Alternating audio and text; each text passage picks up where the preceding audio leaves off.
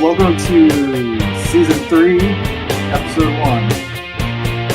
No way.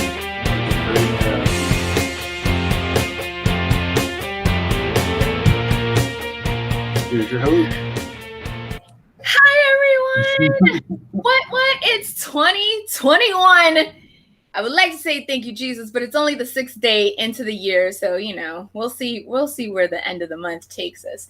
But for now, we're not in 2020. So, it's kind of good, right?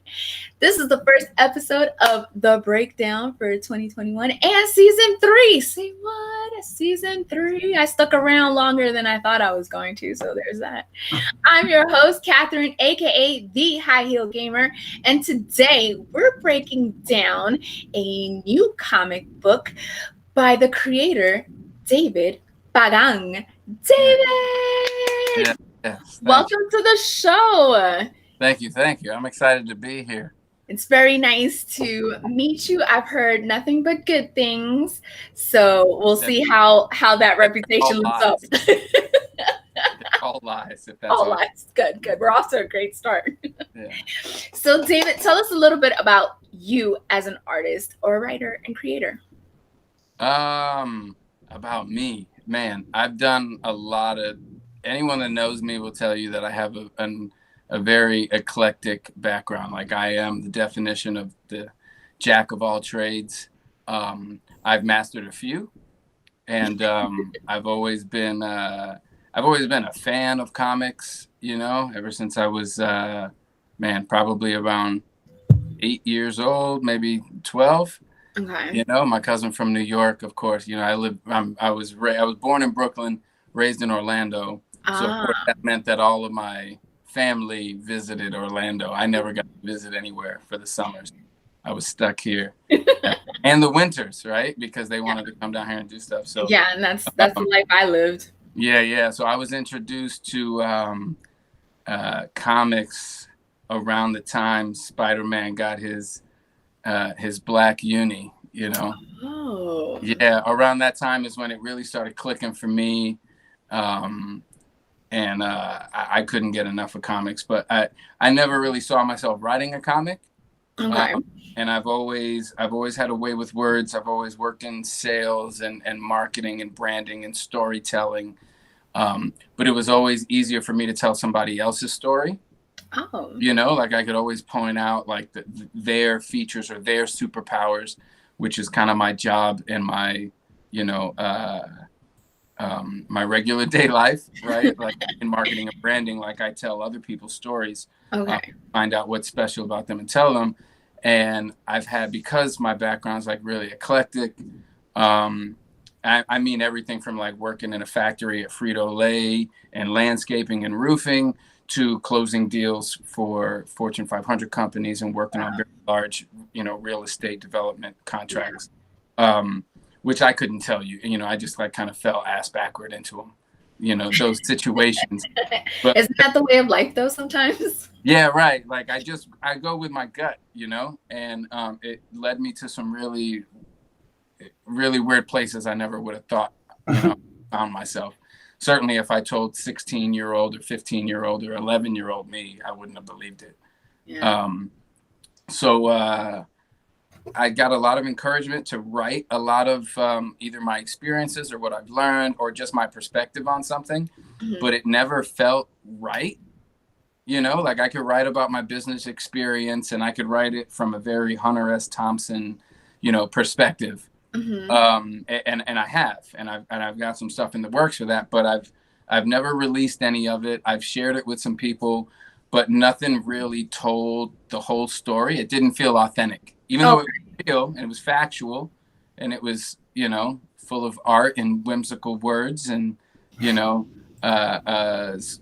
tongue sword play, no pun intended.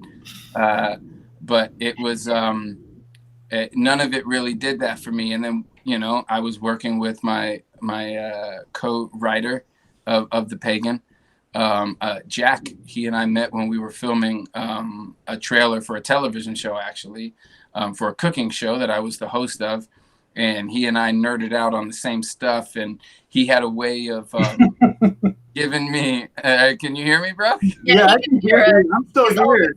Oh, my bad, Always dude. lurking. Nerding out, man. That's true, though. It's so true. Yeah, so he had a way, because of us nerding out on a lot of the same things, when I needed to get to a place in my mind, he Mhm. could paint a picture for me with 3 or 4 words or a short sentence, a reference, and I could deliver it with that emotion. Okay. And, so that just became the beginning of a relationship. I can't even remember how many years back now, but over time, just sharing our love for comics and certain things, because that kind of came to the surface as well after we worked together on location, like a year afterward to be exact, and we just started commenting on how there was no like real Latin superheroes. Like, I mean, don't get me wrong. There's some that apparently could pass a DNA test. Yeah. Pero, 23 and me. Yeah. right. Pero it wasn't, and not to knock anything that has come out up until now, but not for nothing. But Manny Morales is Spider-Man. That's Spider-Man's flag. Yeah. You feel me? That's not, La Isla de Encanta.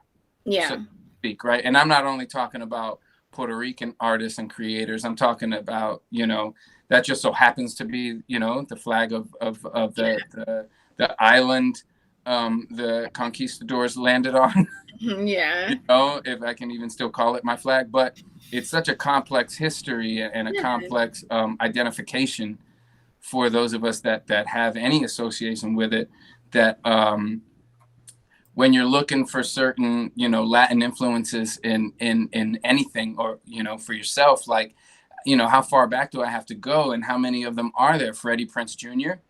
Yeah. Like, really? Like, that's it? We got to Well, I mean, I 100% get that. Like, I really do, because it was always the Hispanic Latino person that couldn't speak it and didn't have the Hispanic name. And now, granted, my first name is Catherine. Nobody could say that for a hot minute because it didn't exist in the Spanish culture. So they called me Catalina. Yeah. It's not my name, but you know what I mean? So I realized that even more when I started gaming, because there aren't a lot of Latina gamers out there. And when, I don't know if you know, but you have to do this hashtag thing for people to find you and stuff like that. And when I searched how popular like Latina streamers, Latina gamers were, it was like 3 people were using this hashtag, and I was one of those 3. Right. So I 100% get not seeing the culture represented properly. Yeah. So we joked about it at first, right? Like, I was like, yo, the only legit Latino superhero we had, like, at the time, and I said it jokingly, right, was Machete. Right? I was like, and that in itself is like uber racist. Yeah. Oh yeah. Like, I understand it's being told from a satirical perspective, but even so, it was like really, like, even satirically, like, there were cockroaches on the screen. Yeah. Like, I couldn't, and the funny thing is, like, my mother's nickname, Cookie, came from a shortened version of cucaracha, because she was, so I was like, I don't know how, there's not too many positive ways you can do that, even if you're trying to point to what's wrong with the viewpoint. Mm-hmm. And so we joked about that, and then we started talking about how, you could have something like this. And like any artist, you pull from your own experience mixed with some things that you've seen. Yeah. And I did that. And it was the first time I had ever really looked at my life from the outside, from a completely different perspective. Like, if I was going to tell this story the way it felt, instead of like factually on an itemized list, like if it was being presented as a legal case, and I've been entrenched in some legal cases because of, me being a single father and fighting for custody of my daughters and winning that battle. And it wasn't an easy thing. So a lot of that spilled over into my story. And even when I previously had written about, you know, business stuff and written, you know, articles on networking and stuff like that, you never, even though those things were true, you never understood that at the time that I'm talking about the things I accomplished, that I was going through living hell. Mm-hmm. And I just put on that face, or I did what I had to do in the ring, so to speak. But everything outside of the ring was absolute hell. So how do you accurately tell someone's story if you can't tell how it felt? Mm-hmm. And immediately, even though it evolved over time to the pagan, immediately, like it was like this big bang. And Jack and I, you know, Jack is on, he's listening in, watching me, probably drawing an additional mustache. Immediately it like created this world, right? Because it just boom, and I was outside of it the entire time, and it made it really easy for me to now tell kind of the whole story without nailing specifics down. And I could tell a story, not necessarily mine, because a lot of stuff that's in the pagan is things that I've seen from other people, right? And I put them in there because they certainly play a role. But I finally got to tell the whole story the way that it felt. Okay. You know, and the comic book and the graphic novel, you know, platform really lent itself to being able to write metaphorically and visually show the way something feels, because that's all. I mean, you know, I can't tell someone having an anxiety attack that they're not dying, right? That's the reality at the time.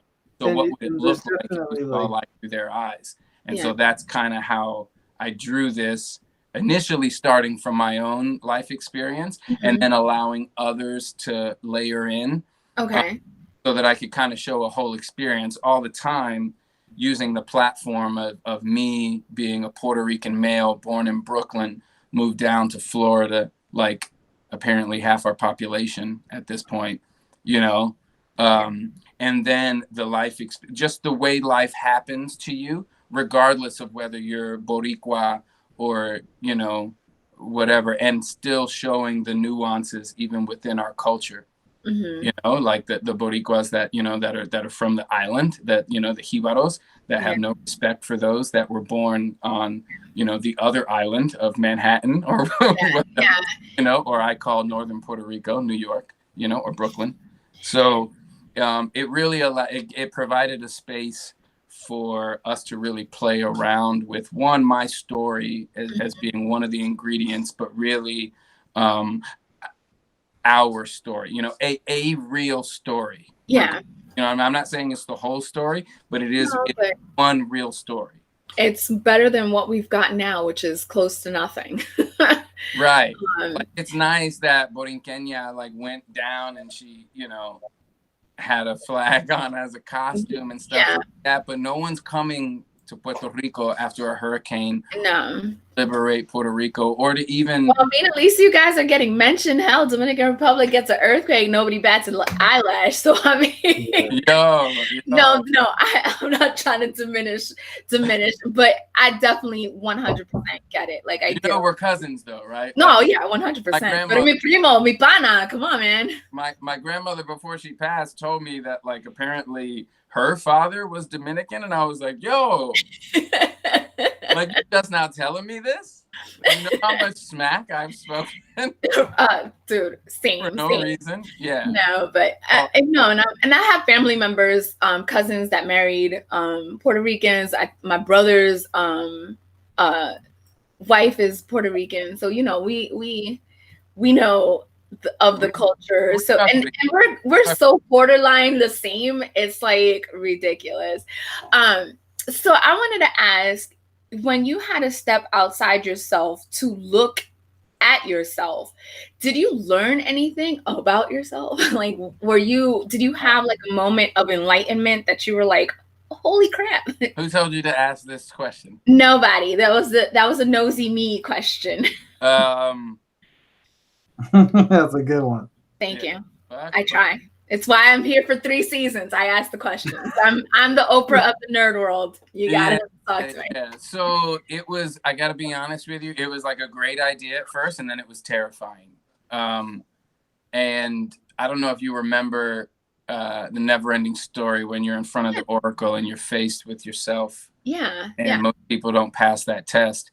And I got to be honest with you, like, if I would be lying to you if I told you I didn't shed some tears writing this. Not that all of it made it to the page, but in reliving some of it and then doing it from the out. Oh, fuck you! I'm about to get choked up right now. No, bring it. Come on, we're here together.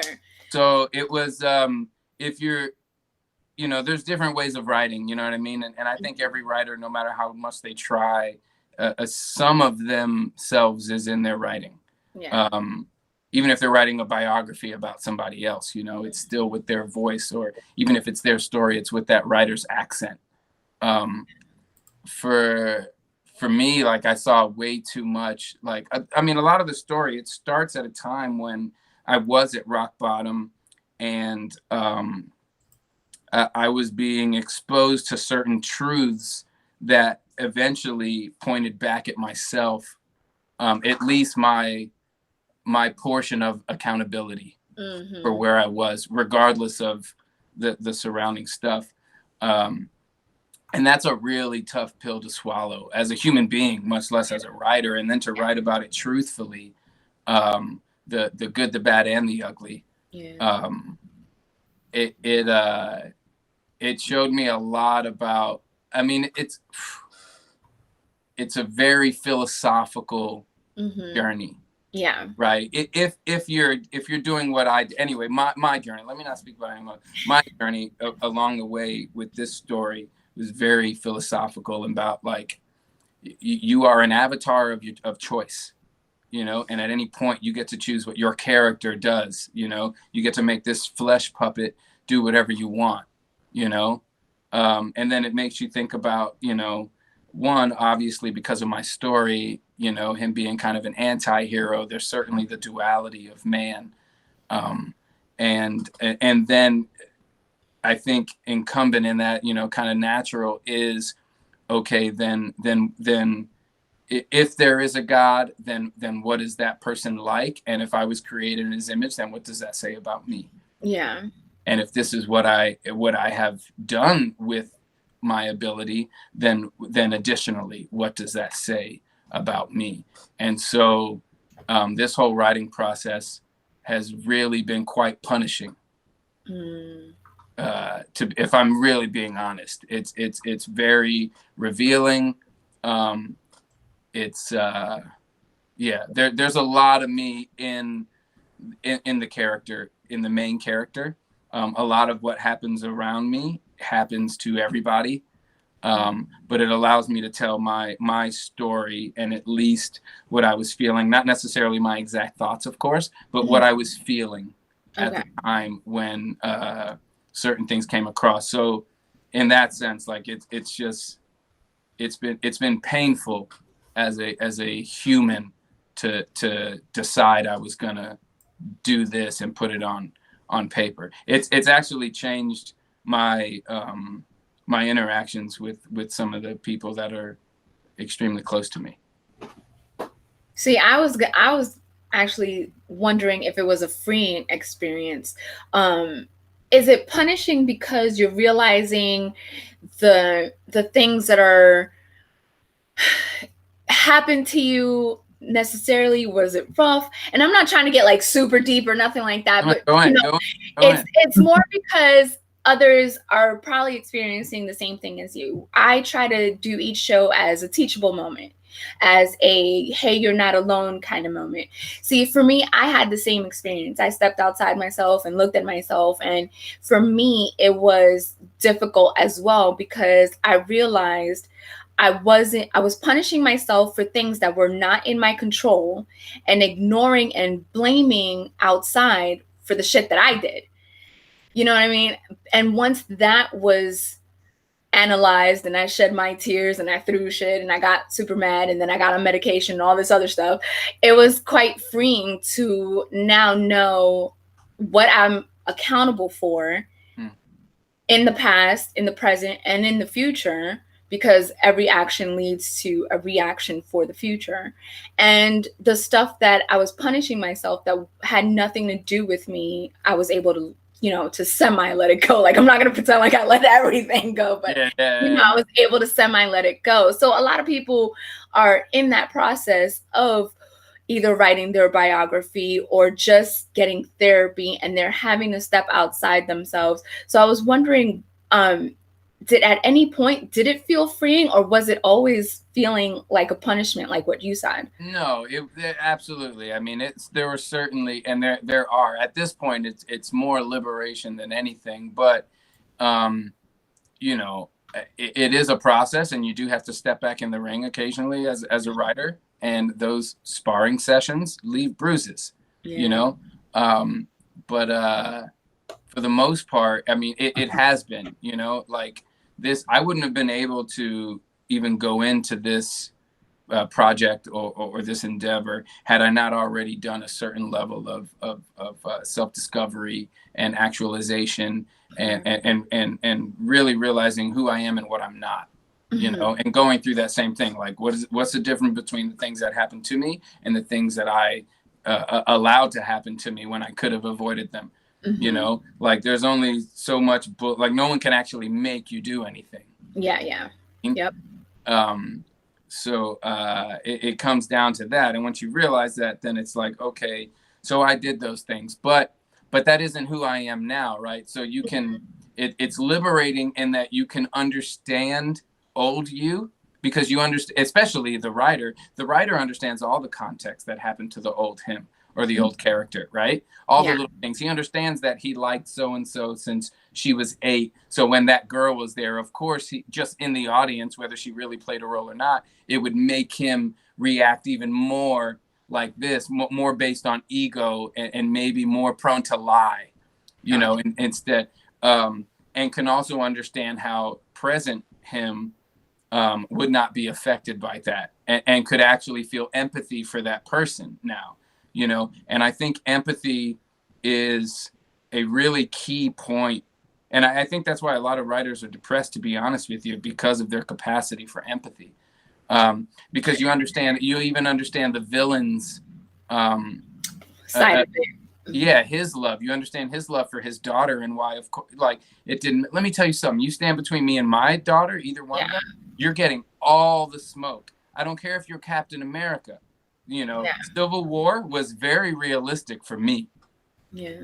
You know what I mean? Like, I can totally see how, you're my brother, but this one thing you chose to stand on, and unfortunately, because of who I am and who I care about and my intention, you are now my enemy.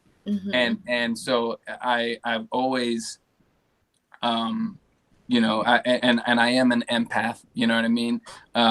My character, eventually you realize how much of his situation is predicated on empathy and his reaction to the surroundings around him. So as a writer, it allowed me to step into every character and just assume their perspective and understand how every single one of them believes themselves to be good. And a lot of that comes from my background and me not necessarily. Sorry if that paused us. I don't know who would call me right now, and I told him the most important. How dare you call her? I posted this. Actually, no, I didn't. I should have posted. It's fine. You can reshare after we're done. It's cool. Yeah. It was only because I was in a meeting, a very important day today. Jack is aware, but it really it was freeing in that I understood, and I already did, but this allowed me to display that in action and in word, that there are no bad people. They're just really fucked up circumstances. Yeah, that's true. So let's talk a little bit about the Pagan, the character, and a little bit about the story. Or we could move on to something else. Do you not want to talk about a little bit about the story? Do you not want to tell people? No. Want to keep them in suspense? It's it's hard for me to talk about the story without divulging too much information. Gotcha. Just because I'm so wrapped up into it, and I'm a storyteller by nature. But gotcha. Kind of touching on what we already mentioned. And that it really addresses the question, like, what would everyone's story look like if you could tell it the way it felt?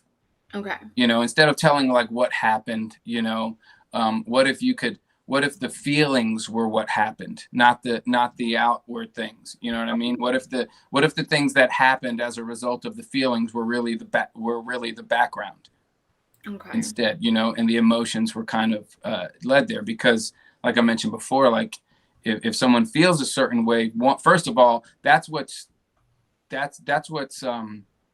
pushing their actions. Okay. You know what I mean? Someone's really hungry, you put them in a certain scenario, you can probably determine what's going to happen in that scenario. You can certainly tell what's going to happen. You have 1 million hungry people, the out of numbers, or excuse me, the science of numbers will tell you a certain amount of people are going to do this, certain amount of people would be willing to steal, blah, blah, blah. Yeah. So I got to tell the story from that perspective. It is loosely based on my life and what happened, but I am certainly telling a lot of people's stories within those things. Okay. I had a podcast back in 2013 to 2016 called Kick-Ass Dad. A lot of my life, obviously, was a lot of my conscious life was spent as a single father, and the trials and tribulations that happened there. And we started Kick-Ass Dad because there was no real voice for men between the age of 18 and 65, because at that point the AARP, they're sending you stuff, they're giving you all kinds of advice. Dude, the AARP is trying to recruit me now. Right. I still got time. Right. You would think it's the division of the military.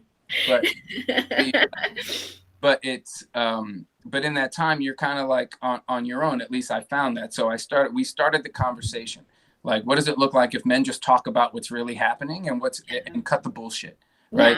Like, we have a bunch of the guy stuff, or where we're joking around, we're messing with each other, it was a friendly group, but then we really chose to talk about, like, hey, what actually happened, and when I could admit that like, hey, I dropped the ball, or hey, I allowed my emotions to handle that when I knew logically that she could do nothing to me, or he could do nothing to me. That was just my that was a reaction, not a response, right?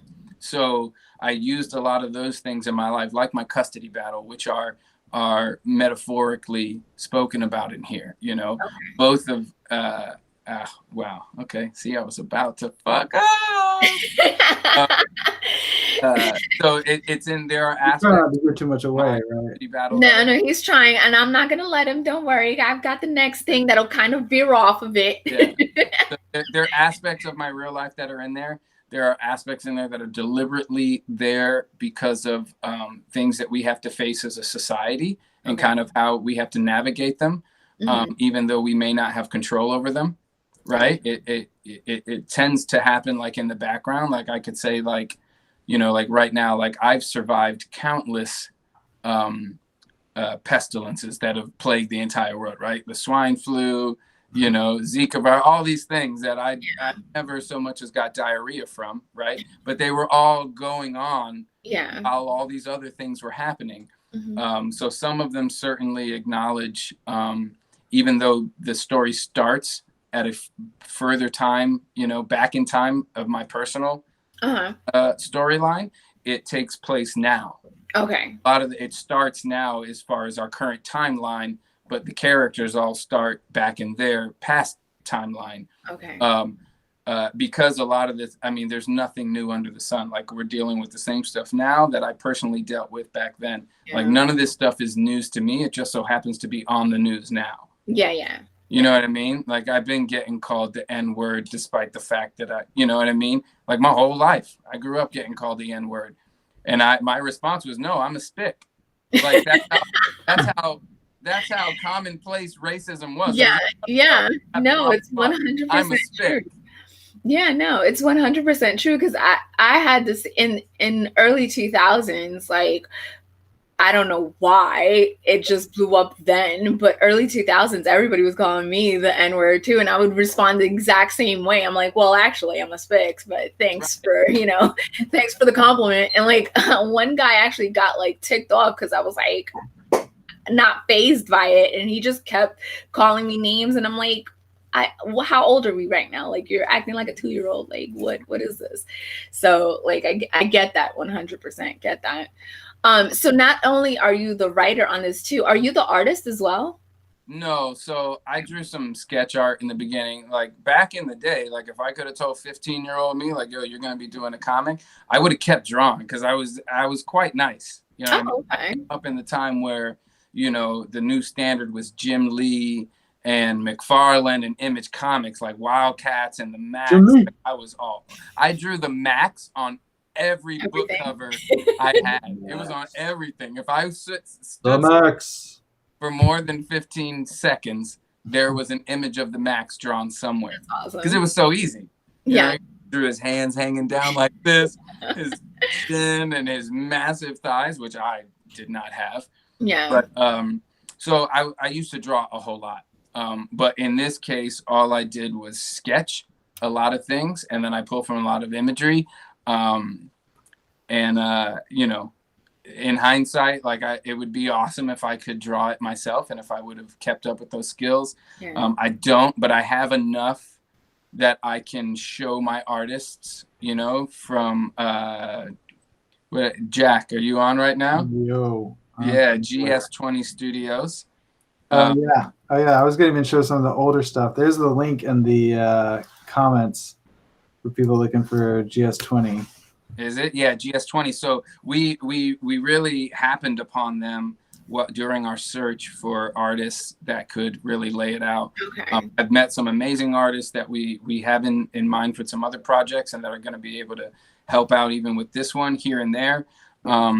But to really knock it out the way we needed to, Jesus, did we shop for a year, Jack? At the end of the day, I don't know, man. We worked on this. We've been talking about this book for 2 or 3 years. Wow. So finally right. Here. Well, here-ish. First started from when Machete took over the conversation. From that now is probably about 3 years. Wow.